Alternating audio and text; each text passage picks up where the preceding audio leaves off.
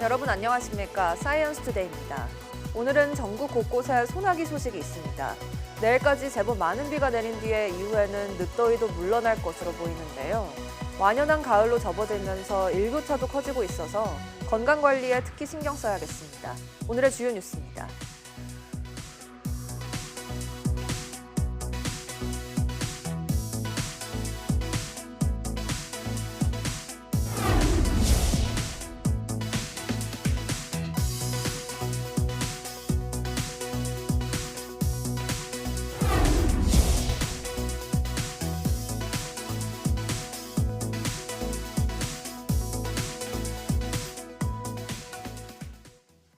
오늘과 내일은 강릉 등 전국에 또 한 차례 비가 오겠고 이번 비로 30도 안팎의 늦더위는 물러날 것으로 보입니다. 기상청은 오늘 낮 동안 산발적으로 소나기가 내리다 밤에 중부와 전북지방부터 비가 시작돼 내일까지 이어지겠다고 밝혔습니다. 비의 양은 경기 북부와 강원 북부에 최고 80mm 이상, 그 밖의 지방에도 최고 60mm로 가을비 치고 많겠고 강릉에는 5에서 20mm가 더 내릴 전망입니다. 특히 이번 비로 서울 낮 기온은 오늘 28도, 내일 27도까지 낮아지겠고 비가 그친 뒤 주 후반에는 낮 기온이 23도까지 뚝 떨어질 전망입니다. 지난 주말 천금 같은 단비로 강릉 상수원 저수율이 16%대까지 소폭 올랐지만 여전히 해갈에는 턱없이 부족합니다. 대형 병원은 설거지를 줄이기 위해 도시락과 일회용 식기로 바꿨고 전국에서 단 2세트뿐인 소방 특수 장비도 급수 지원에 투입됐습니다. 송세혁 기자입니다. 690여 개 병상을 갖춘 강릉의 상급 종합병원 직원 식당입니다. 점심시간 직원들이 줄지어 도시락을 받아갑니다. 식당 운영을 중단하고 하루 1,800여 개의 도시락을 제공하는 겁니다. 극심한 가뭄 속 설거지와 조리에 쓰는 물을 줄이기 위한 고육책입니다. 환자 식사도 일회용 식기로 대체됐습니다. 환자 치료에 필요한 용수만 공급하여 하루 약 250톤의 절감을 목표로 절수활동을 진행하고 있습니다. 지름 30cm 대형 관에서 거센 물줄기가 홍제 정수장으로 쏟아져 들어갑니다. 전국에 단 2세트뿐인 소방 대용량 포방사 시스템으로 1km 떨어진 임시 취수정에서 물을 끌어오는 겁니다. 이 대형관을 통해 하루 최대 10,000톤의 물이 정수장으로 공급됩니다. 소방 물탱크차 1,600대의 분량입니다. 화재 현장하고 침수 현장에서 배수 활동을 했지만은 이렇게 강릉 가뭄같이 이런 가뭄에는 급수 활동을 한 것은 이번이 처음이 되겠습니다. 지난 주말 단비가 내리면서 강릉 오봉 저수지 저수율은 16%대로 올랐지만 여전히 평년 저수율의 5분의 1 수준에 불과합니다. 이번 주 5에서 20mm의 비가 다시 예보됐지만 완전 해갈까지는 갈 길이 멉니다. YTN 송세혁입니다. 올여름 유럽 대륙을 휩쓴 극심한 기상이변의 피해액이 430억 유로, 우리 돈 약 70조 원에 이른다는 연구 결과가 나왔습니다. 프랑스 리베라시옹에 따르면 독일 마나임 대학과 유럽 중앙은행의 공동 연구진은 올여름 폭염과 가뭄, 홍수로 인한 경제적 피해 규모를 430억 유로로 추산했습니다. 폭염이 극심했던 스페인과 프랑스, 이탈리아가 가장 큰 피해를 봐 각각 100억 유로, 우리 돈 약 16조 원 이상의 손실이 발생한 것으로 추정됐습니다. 연구진은 이들 국가의 손실이 중기적으로 300억 유로, 우리 돈 약 48조 원을 넘어설 수 있다고 경고했습니다. 또 이번 연구에는 폭염과 가뭄이 동시에 발생했을 때 나타나는 중복 효과와 스페인, 그리스 등을 뒤덮은 산불 피해는 포함하지 않아 실제 경제적 피해 규모는 더 클 것이라고 덧붙였습니다.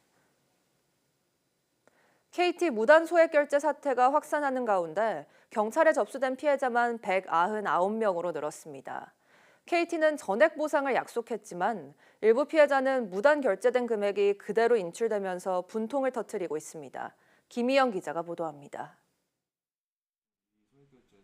지난달 27일 새벽 KT 알뜰폰 이용자 A씨의 휴대전화에서 소액 결제 4건이 잇따라 이뤄졌습니다. 새벽 5시 8분부터 7분가량 75만 원가량이 빠져나갔습니다. 뒤늦게 뉴스로 피해 사실을 안 A씨는 경찰 신고를 마치고 통신사에도 조치를 요구했지만 황당한 답이 돌아왔습니다. 비슷한 시각 돈이 빠져나갔는데도 4건 가운데 2건은 해킹 피해가 맞는지 확인이 필요하다는 겁니다. 다 같이 이루어졌는데 어떤 건 해킹이고 어떤 건 아니냐고 제가 문의를 했고 거기에 대해서 이제 어떠한 제대로 된 답변을 하지 못하고 그렇게. 앞서 KT는 알뜰폰 고객도 무단 결제된 금액이 청구되지 않게 하겠다고 약속했고 A씨는 이 말을 믿고 기다렸지만 불과 이틀 뒤 통장에서는 36만 원가량이 그대로 빠져나갔습니다. 알뜰폰 이용자까지 다 해결해 준다고 분명히 확언을 했거든요. 그렇기 때문에 저는 안심을 하고 있었는데 막상 이렇게 다음날 바로 결제가 돼버렸을 때는 굉장히 당황스럽고. YTN 취재가 시작되자 해당 알뜰폰 업체는 처리 순서가 밀린 것이라고 해명했고 KT도 고객 부담이 없도록 할 계획이라고 밝혔지만 피해자들은 답답함을 감추지 못하고 있습니다. 시민단체들은 정부가 직접 나서서 피해 의심 사례까지 철저하게 조사해야 한다고 주장했습니다. KT가 이용자 보호 등 사태 수습보다는 사건 축소와 은폐의 우선순위를 무단 소액 결제 사태를 수사하는 경찰은 지난 12일 기준 피해자는 199명, 피해 규모는 1억 2,600만여 원 규모로 파악하고 수사를 이어가고 있습니다. 사흘 만에 피해자 수는 74명, 액수는 4,500만 원가량 늘어난 건데 KT가 자체 집계한 규모는 더 큰 만큼 피해는 점점 늘어날 것으로 보입니다. YTN 김희영입니다. 미국 보안 전문지가 제기한 KT와 LG유플러스의 해킹 의혹과 관련해 LG유플러스 서버 관리를 맡은 협력업체가 해킹 피해 사실을 한국인터넷진흥원에 신고한 것으로 확인됐습니다. 국회 과학기술정보방송통신위원회 소속 국민의힘 박충건 의원실이 키사로부터 받은 자료를 보면 LG유플러스의 외주 보안업체인 시큐어키는 지난 7월 31일 시스템 해킹을 당했다고 신고했습니다. 키사는 앞서 지난 7월 19일 관련 해킹 정황을 입수하고 LG유플러스와 KT, 시큐어키 등의 침해 사고가 확인될 경우 신고하라고 안내했습니다. 하지만 KT와 LG유플러스는 정보 유출이 확인되지 않았다며 신고하지 않았고 시큐어키만 내부 서버 관리용 관리 시스템의 소스코드와 데이터가 유출됐다고 신고한 것으로 파악됐습니다. 국제 해킹 조직이 SK텔레콤의 고객 데이터를 판매한다고 나선 가운데 SKT 측은 전혀 사실이 아니라고 일축했습니다. SK텔레콤 측은 해커가 올린 샘플 데이터와 웹사이트 캡처 화면, 파일 전송 화면 등을 분석한 결과 모든 내용이 사실이 아니라고 주장했습니다. 앞서 스캐터드 랩서스라는 국제 해킹 조직은 텔레그램 채널을 통해 SK텔레콤의 고객 데이터 100GB 분량을 $10,000에 팔겠다는 글을 올린 것으로 전해졌습니다. 해커 조직은 이 데이터에 고객 아이디와 이름, 전화번호, 이메일, 주소, 생년월일 등 민감한 정보가 포함돼 있다며 이미 한국인 42명이 접촉했다고도 주장한 것으로 알려졌습니다. 또 SK텔레콤의 접촉을 요구하며 협상에 나서지 않을 경우 고객 데이터 2,700만 명 규모와 관리자 접근 권한을 모두 공개하겠다고 협박하기도 했습니다. 비행 중인 이스타항공 여객기 안에서 보조 배터리에 연기가 발생해 항공사 측이 긴급 조치에 나섰습니다. 물이 든 비닐봉지에 배터리를 담갔는데 언제라도 큰 화재로 번질 수 있는 만큼 주의가 필요해 보입니다. 사건 사고 소식 임예진 기자가 보도합니다. 일본 후쿠오카를 떠나 인천으로 향하던 이스타 항공 여객기 안에서 연기가 발생했습니다. YTN 취재 결과 착륙 15분 전쯤 승객이 들고 있던 보조 배터리에서 연기가 났는데 해당 보조 배터리는 기내 반입이 가능한 물품이었던 것으로 파악됐습니다. 이스타 항공 측은 이에 대해 연기를 확인한 뒤 곧장 소화기를 뿌리고 물이 든 비닐봉지에 배터리를 담가 큰 불로 이어지지 않도록 조치했다고 밝혔습니다. 전문가들은 배터리 특성상 연기만 나도 화재로 볼 수 있다며 주의를 당부했습니다. 화재 단계로 들어선 거죠.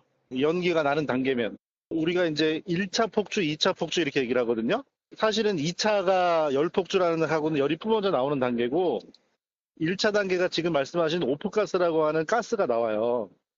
당시 인천공항공사 통합운영센터가 기내 보조 배터리에 화재가 발생했다며 긴급 알람을 발송하기도 한 가운데 배터리를 지니고 있던 승객을 비롯해 다친 사람은 없는 것으로 확인됐습니다. 경기 안산에서도 보조 배터리에서 불이 나 한밤중 아파트 주민 23명이 대피하는 소동이 벌어졌습니다. 소방은 방에서 자다가 보조 배터리에서 펑 소리가 난 뒤 불꽃이 튀었다는 신고자 진술을 토대로 정확한 화재 원인을 조사하고 있습니다. 경기 고양시 덕양구에서는 비닐하우스에 불이 났습니다. 안에 있던 2사람이 대피해 다친 사람은 없었던 가운데 경찰은 누전으로 인한 화재로 추정된다고 설명했습니다. YTN 임혜진입니다. 경기도 소방재난본부는 2020년부터 지난 6월까지 약 6년 동안 도내에서 배터리 화재가 모두 974건 발생했다고 밝혔습니다. 연도별로는 2020년 120건, 2021년 144건, 2022년 179건, 2023년 190건, 지난해 212건으로 매년 증가세를 보였고 올해 상반기에는 129건을 기록했습니다. 해당 기간 집계된 배터리 화재 가운데 약 85%에 해당하는 833건이 스마트폰, 노트북, 전기차 등에 사용되는 2차 리튬이온 배터리가 원인이었던 것으로 드러났습니다. 도소방재난본부는 배터리 충전 때는 외출을 자제하고 고온이나 밀폐된 공간에서 충전을 피해달라고 당부했습니다. 일론 머스크가 이끄는 우주기업 스페이스X의 위성인터넷 스타링크가 현지 시간 15일 오전 한때 통신장애를 일으켰다가 복구됐습니다. 인터넷 서비스 장애를 추적하는 미국 사이트에 따르면 미국에서만 4만 3천 명 이상이 영향을 받은 것으로 집계됐습니다. 우크라이나 드론 부대 사령관도 스타링크의 통신장애가 최전선에 영향을 미쳤으며 30분 뒤에 서비스가 재개되기 시작했다고 밝혔습니다. 스타링크는 통신장애의 원인이 무엇인지, 영향을 받는 지역은 어디인지 등 세부 사항은 공개하지 않았습니다.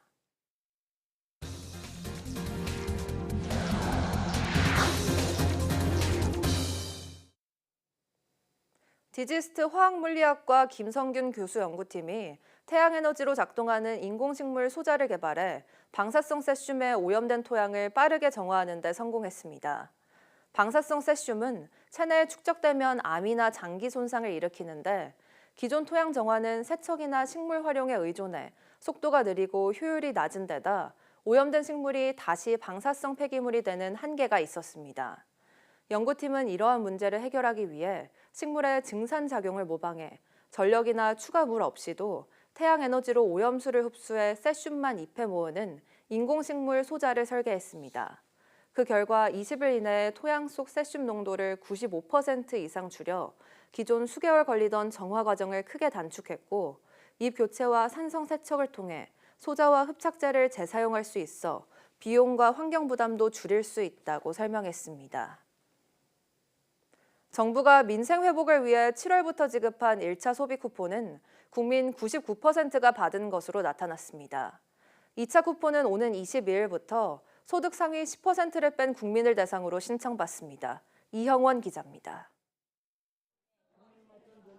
1차 소비 쿠폰은 지난 7월 21일부터 신청받았습니다. 국민 한 사람에게 15만 원을 기본으로 소득 수준과 사는 곳에 따라 최대 45만 원까지 지급했습니다. 지난 12일 기준으로 대상자의 99%인 5,008만 명 가까이 신청했는데 이들에게 지급한 액수만 9조 원이 넘는 것으로 집계됐습니다. 신용카드나 체크카드로 받은 비율이 70%에 육박해 가장 많았고 지역사랑 상품권이 뒤를 이었습니다. 신용 체크카드로 지급한 6조 원 가운데 이미 쓴 액수만 5조 원이 넘습니다. 제 건데 15만 원 나오네. 카드를 너무 많이 쓰다 보니까 부담스러워서 이게 좀 도움이 되겠죠. 2차 쿠폰은 오는 22일부터 신청받습니다. 1차 때와 달리 전체가 아닌 소득 상위 10%를 뺀 국민만 대상으로 합니다. 재산세 과세 표준합계액이 12억 원을 넘거나 귀속 금융소득이 2천만 원을 넘는 고액 자산 가구는 받을 수 없습니다. 이런 1차 분류에서 248만 명 정도가 제외될 것으로 추산되는데 이후 지난 6월 부과한 가구별 건강보험료 합산액을 반영해 최종 90%를 선정합니다. 외벌이 4인 가구의 경우에는 건강보험료가 51만 원 정도가 되면 배제가 됩니다. 그 기준이 연소득으로 계산하면 약 1억 7,300만 원 정도. 다소득원 가구는 가구원 수를 1명 추가한 선정 기준을 2차 쿠폰은 다음 달까지 지급되고 1차와 마찬가지로 11월 30일까지 다 쓰지 않으면 잔액이 사라집니다. YTN 이영훈입니다. 올해 추석은 과일과 채소 가격이 작년보다 낮아져 지난해보다 비용이 적게 들 것으로 전망됩니다. 한국물가협회는 전통시장 기준 전국 평균 차례상 가격이 지난해 조사보다 3,090원 하락한 28만 4,010원으로 집계됐다고 밝혔습니다. 대형마트 전국 평균은 37만 3,540원으로 조사됐습니다. 올해 차례상 비용이 줄어든 이유는 채소와 과일 가격이 내렸기 때문인데 배 가격은 작년보다 17%가량 하락했습니다.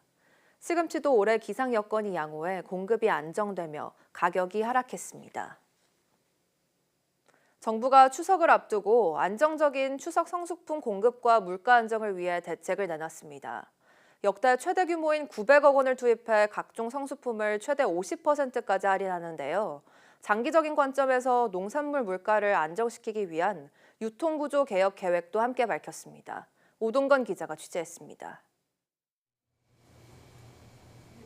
추석을 앞두고 북적이는 마트.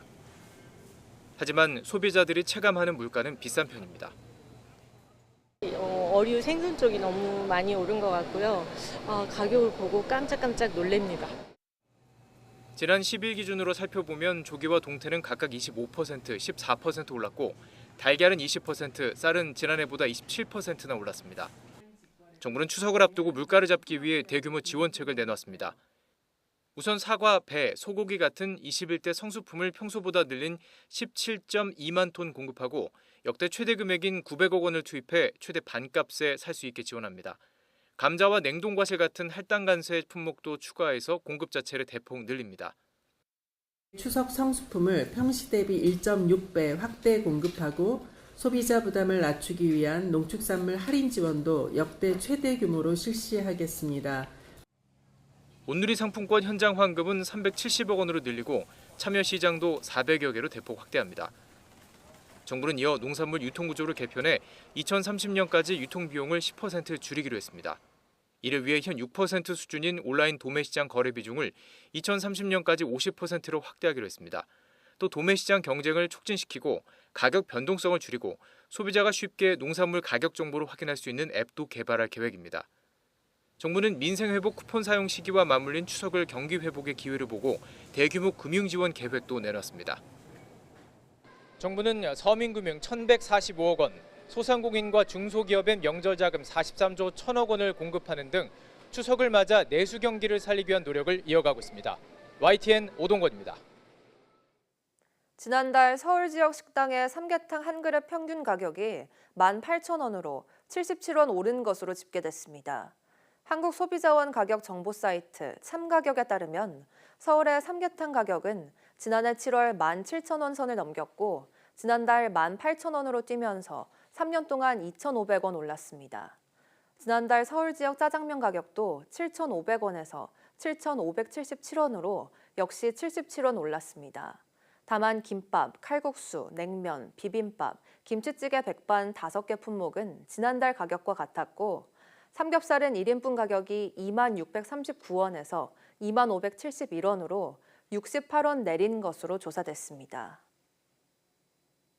정부가 산재왕국 오명을 벗겠다며 범정부 차원의 노동안전 종합대책을 발표했습니다. 산재사고 반복 기업에 과징금을 부과하는 등 경제적 제재를 강화하는 내용이 핵심인데 부과 기준은 노사정 논의를 통해 결정할 계획이라고 밝혔습니다. 이문석 기자입니다. 올해를 산재왕국 오명을 벗는 원년으로 만들겠다. 정부가 이 목표를 세우고 예방과 제재를 축으로 한 범정부 노동안전 대책을 내놨습니다. 예방 분야 주목할 정책은 건설업 원청, 즉 발주자의 사고 예방 의무를 강화한 겁니다. 하청이 무리한 공사를 하지 않도록 발주자에게 적정 공사비 산정 의무를 부여하고 산재 예방과 안전관리 능력을 갖춘 하청업체를 선정하게 심사 기준을 높이도록 했습니다. 또 공사 설계서에 공사기간 산정 기준을 넣어 계약 단계부터 적정한 공사 일정을 확보하도록 민간공사 표준 도급 계약서도 개정합니다. 제재 강화는 경제적 불이익을 주는 게 핵심입니다. 연간 3명 이상 사망사고가 난 법인에 대해 과징금을 물리는 법 개정을 추진할 거라며 최소 30억 원, 최대 영업이익의 5%를 예로 들었습니다. 특히 연간 다수 사망업체엔 영업정지, 3년간 3번 영업정지 사유가 발생하면 등록 말소를 할 수 있는 규정도 신설하기로 했습니다.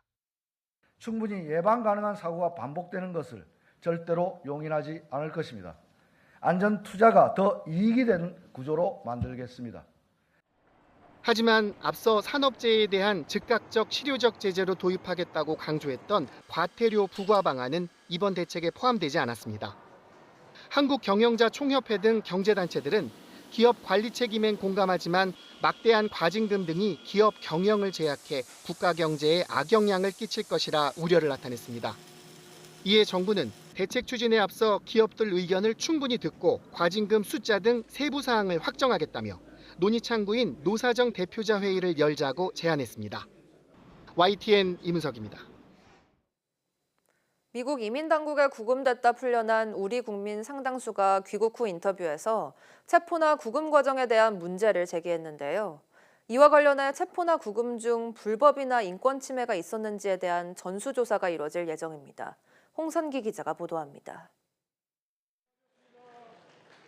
미 이민당국에 구금됐다가 풀려난 우리 국민에게는 체포 당시 상황이 악몽처럼 남아 있습니다. 발수가 차고 구성될 때는 발에서부터 허리까지 수가 다 차고 그래서 죄인처럼 끌어갔죠. 심지어 B1 등 적법한 비자를 갖고 그에 맞는 작업을 하는 중에도 무작정 체포됐다는 증언도 있습니다. 이렇게 끌려간 구금시설은 더 형편없었습니다. 구금됐을 때 밥이 진짜로 너무 맛없었는데 밥도 맛없고 일단 물이 거기가 녹슨물을 이렇게 먹게 돼가지고 그 진짜로 녹슨물은 아닌데 녹슨 그 물 향이 나가지고 화장실이나 샤워장 등 기본적인 시설의 문제를 넘어 교도관들의 인종차별 발언을 증언하는 말까지 나왔습니다. 우리 정부는 영사 면담 당시 의약품 조달 등의 긴급한 문제는 해결했지만 인권 침해 여부에 대한 조사까지는 진행하지 못했습니다. 300명이 넘는 우리 국민을 한시라도 빨리 귀국시키는 게 급선무였기 때문입니다. 정부는 귀국한 노동자들이 안정을 취하는 대로 기업을 통해 체포 과정의 불법이나 구금 중 인권 침해 여부에 대한 전수조사를 벌이기로 했습니다. 외교부 당국자는 기업이 조사를 마치는 대로 자료를 공유받고 필요하면 외교 채널을 통해 미국 측에 문제를 제기할 것이라고 밝혔습니다. 또 인권 침해나 불법적 체포에 대해 미국에서 사법 절차를 밟을 경우 영사 조력 등 측면 지원도 하기로 했습니다. 그러나 미국 현지에서 사업을 이어가야 하는 기업이나 노동자 입장에서 미 이민당국 등을 상대로 소송을 제기하는 것이 쉽지는 않을 것이라는 의견도 많습니다. YTN 홍성기입니다. 트럼프 행정부의 관세 정책이 가져온 경제 불확실성과 인플레이션 우려로 금값이 오일 쇼크 시기인 1979년 이후 최대 상승폭을 기록했다고 월스트리트 저널이 보도했습니다. 다우존스 마켓 데이터는 뉴욕 상품 거래소에서 9월 만기 금 선물 종가는 온스당 3,649.4달러로 사상 최고치 기록을 경신했다고 밝혔습니다. 금값은 올해 들어 39% 상승하며 코로나19 팬데믹 급락 장세는 물론 2007년에서 2009년 금융위기 때보다 더 가파른 상승폭을 나타냈습니다. 금값이 이처럼 가파른 상승세를 보인 것은 중동발 오일 쇼크로 전 세계 인플레이션이 급등세를 나타냈던 1979년 이후 처음이라고 월스트리트 저널은 설명했습니다.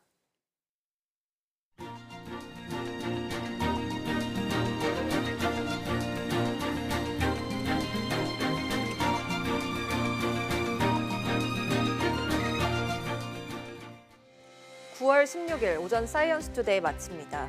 오후 뉴스도 많은 시청 바랍니다. 시청해주신 여러분 고맙습니다.